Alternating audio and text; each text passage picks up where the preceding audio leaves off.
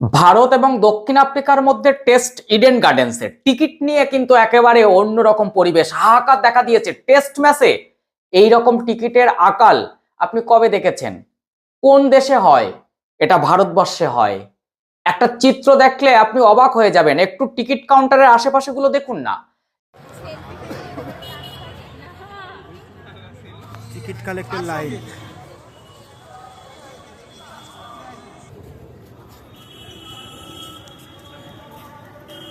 Just এইখান থেকে line.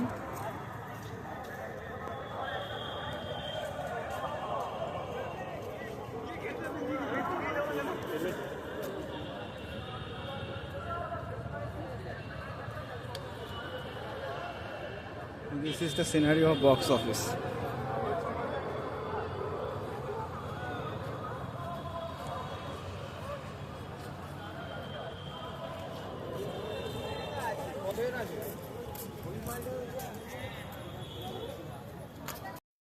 ইতিমধ্যে আমাদের টিকিট হয়ে গেছে, আমরা খেলা দেখতে যাব, আপনাদের কাছে সমস্ত আপডেট দেব।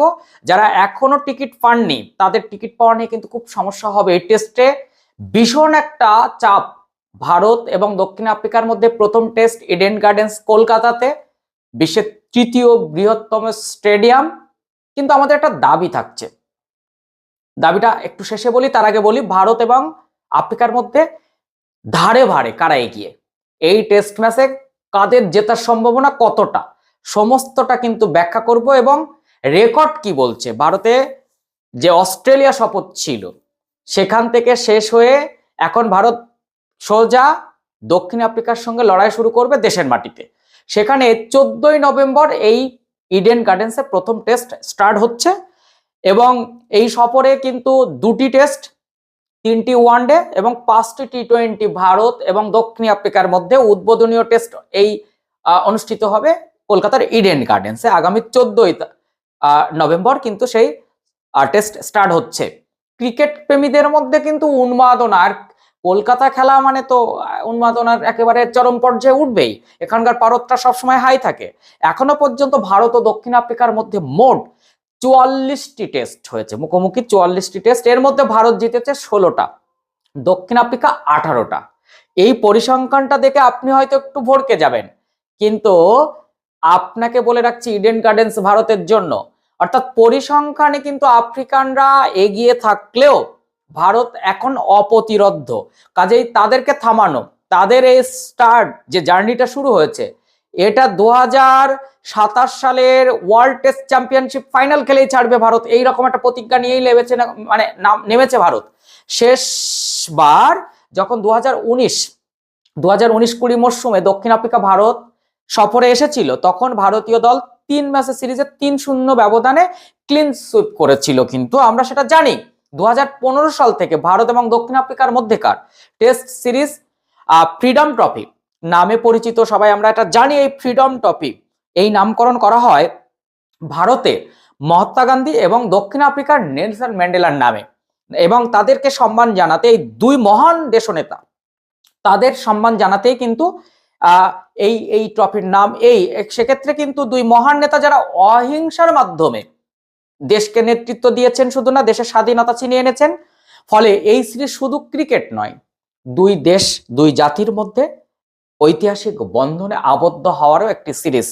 কাজেই এই সিরিজ ঘিরে যে একটা উন্মাদনা থাকবে সেটা কিন্তু বলাই যায়। তাই ধারে ভারে কে এগিয়ে, পরিসংখ্যান বলছে দক্ষিণ আফ্রিকা, সম্প্রতি ভারতের পারফরম্যান্স বলছে ভারত, ইডেন গার্ডেন্স ভারতের জন্য।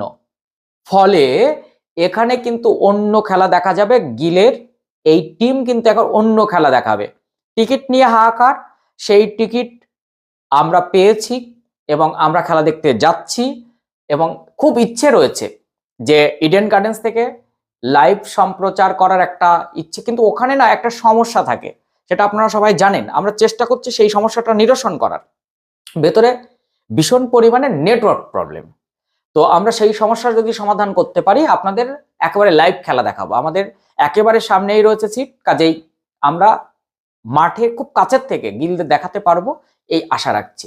আপনার কি অভিমত, ইডেন গার্ডেন্স ভারতের জন্য না দক্ষিণ আফ্রিকার জন্য?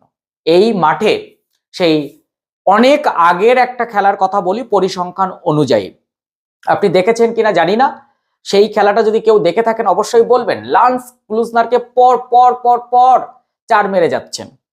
ব্যাট করছেন ভারতের প্রাক্তন ক্যাপ্টেন মোহাম্মদ আজহারউদ্দিন, তার সঙ্গে সঙ্গ দেওয়ার জন্য একেবারে পাকিস্তানের বিরুদ্ধে জ্বলে ওঠা 10 উইকেট নেওয়া অনিল কুম্বলে। সেই খেলাটা কি দেখেছেন ইডেন গার্ডেন্সে? ভারতের উইকেট প্রথম দিকে প্রচুর পড়ে যায়। পরিসংখ্যান ঘেটে আমি যেটা বলছি, ভুল হলে অবশ্যই ধরিয়ে দেবেন। তবে সেই ম্যাচে খুব সম্ভবত 87 করেছিলেন অনিল কুম্বলে, আর 109 রান করেছিলেন মোহাম্মদ আজহারউদ্দিন এই দক্ষিণ আফ্রিকার বিরুদ্ধে। এখানে আর একটা ঐতিহাসিক ম্যাচের কথা বলবো, প্রসঙ্গক্রমে মনে করিয়ে দেওয়া দরকার, যেখানে স্টিভ ওয়ার টিমকে থামানো যাচ্ছে না।